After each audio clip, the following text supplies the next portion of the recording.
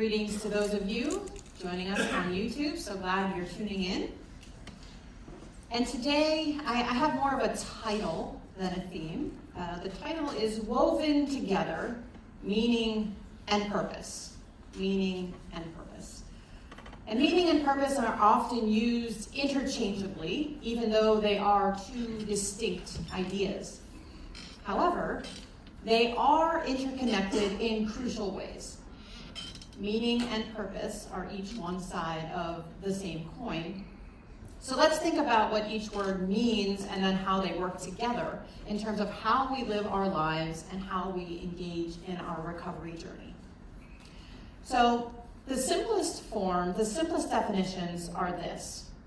Meaning provides significance. Purpose provides direction.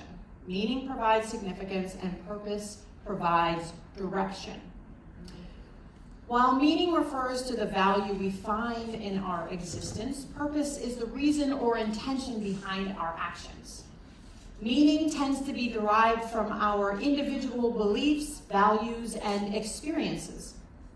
For example, I might find an afternoon spent at the llama farm meaningful due to my past experiences and values, but another person might not find meaning in that. Meaning gives us a sense of fulfillment and satisfaction, and we could even say inner peace.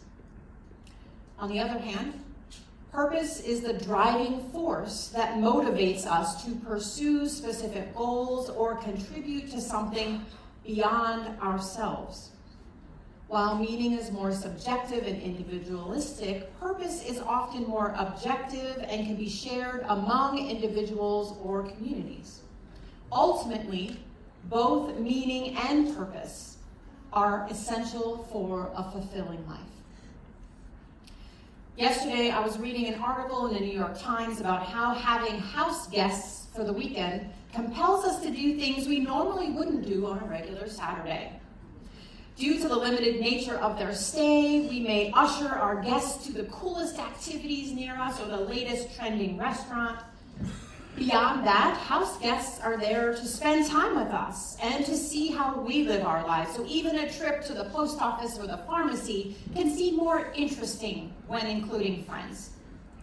As we act as host, while it may be exhausting, we can be reminded of all of the meaningful experiences and opportunities that exist right where we live. The same applies to an itinerary when we're on vacation somewhere. Time is limited, so when we're on vacation, we see all the sights and do all the things and cram as much meaning into our trip as possible. Now, I don't know about you, but most weekends, I'm making a to-do list. I'm not making a list of fun things to do. I mean, I get that there are things that indeed need done, but what if we prioritize at least one meaningful thing each weekend first, and then put our to-do list around that? Because life and all its to-dos will steamroll us if we let it. Here's a quote from the article. Living as fully and deliberately as one does when trying to show others a good time has a way of exposing the ways in which one's regular life is lacking and how much time gets wasted. Because let's face it, while there are certain obligations, there is a fair amount of time spent maybe looking at a screen of some sort. And the question becomes, what, if any, of that time is meaningful for our lives? But how do we know if something is meaningful for us? Usually, these things bring us joy, energy, fulfillment, a sense of peace, or a combination of those things. And how we view ourselves also comes into play when we determine what brings us meaning. The stories we tell ourselves, our self-worth can impact our sense of this. If we don't think we deserve joy or laughter or love, we most likely aren't going to be able to experience the meaningful things in our lives, at least not to their full potential.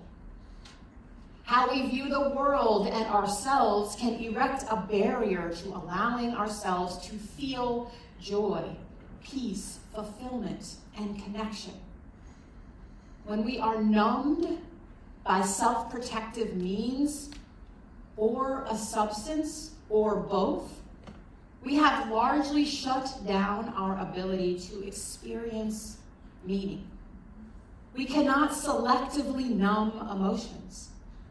When we numb pain, we also numb joy. When we numb or eliminate the chance for rejection, we also eliminate the chance for connection. So meaning is more about our past experiences and how we interpret them. Purpose is more about the present moment and the future. Remember, purpose is about direction, moving forward. Purpose is about action.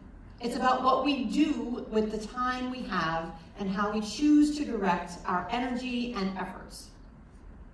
And I'm going to call this out right here because people talk about what's my purpose in life? And those kinds of existential questions that are incredibly spiritual in nature. First of all, I hesitate to think that any person has only one single purpose. That's too much pressure.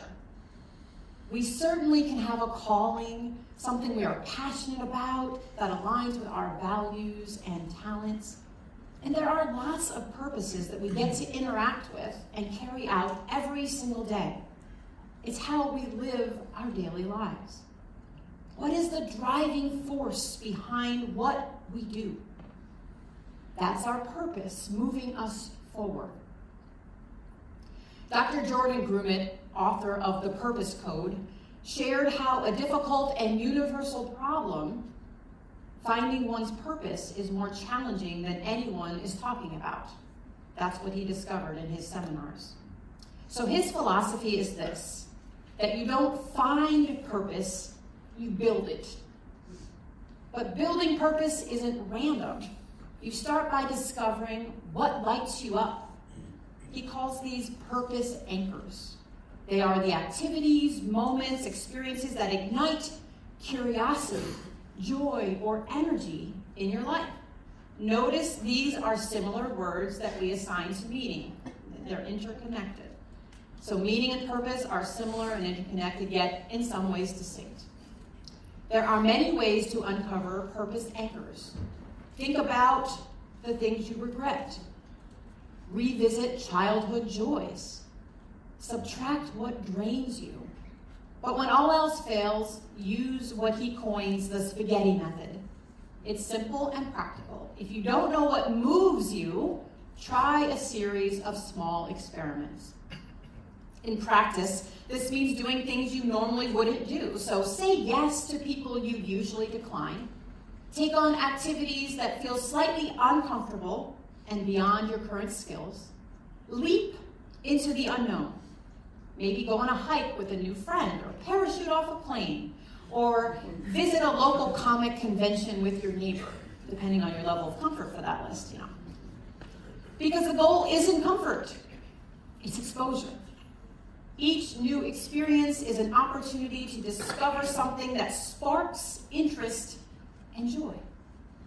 He suggests committing to a few of these mini experiments each month. Spend a day fully engaged in a new activity. At the end of the day, reflect with a few simple questions. Do I feel more alive? Did I learn something that excites me?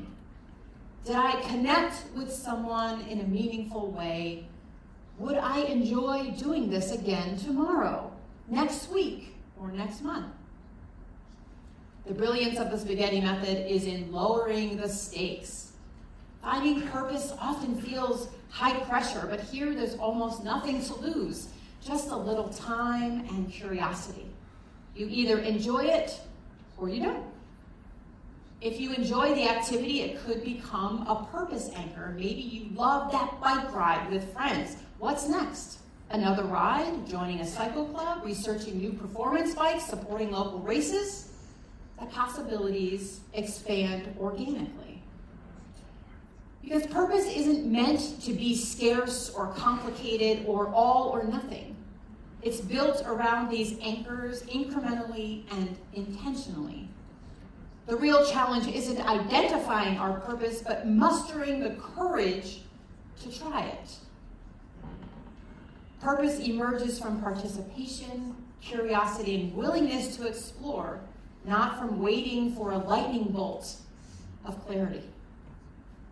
Each mini experiment is a step forward, a chance to discover what resonates with you. And over time, these experiences accumulate, creating a life filled with both meaning and purpose. But here's one warning about purpose. Sometimes people think they can purpose their way to meaning or feeling fulfilled. They tell themselves, once I accomplish this big goal, once I become successful, once I do X, I'll finally feel like I'm enough. People often mistake purpose for meaning and think that by achieving their big P purpose, those big audacious goals, they will finally fill that inner void and find joy, connection. But here's the truth. It doesn't work. Even when we achieve monumental goals, we may still feel empty. The hole inside us doesn't magically disappear because we've reached some external milestone. In fact, we might even feel more inadequate because the sense of enoughness never came from within. It was from external validation. This is what can happen when we have purpose without meaning. True fulfillment comes from integrating meaning with purpose, not just chasing big goals. Like most things in life, it's about balance. We need meaning and we need purpose. And if we feel like we don't have one or both of these things, we have the opportunity to explore, experiment, and open ourselves to the potential of a whole new world. So we thought about some of the things we can do to discover purpose and partake in meaningful experiences. Another action we can take is prayer. We can ask for help and for clarity. Having a relationship with our higher power, whatever that looks like for you, can not only offer a sense of guidance, wisdom, and courage, but of meaning. That relationship itself can offer us meaning and purpose in our lives. It can be challenging, especially to begin, but it is possible with and through our higher power to discover what is meaningful for us, our purposes, each and every day. If nothing else, we can pray for willingness to explore meaning and purpose in our lives. It's never too late to forge a new path or to widen the path that we're already on.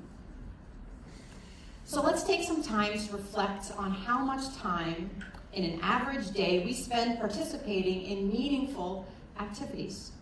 It could be having dinner with a loved one or snuggling with a pet.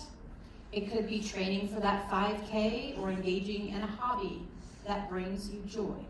So let's take a few moments and just think about that.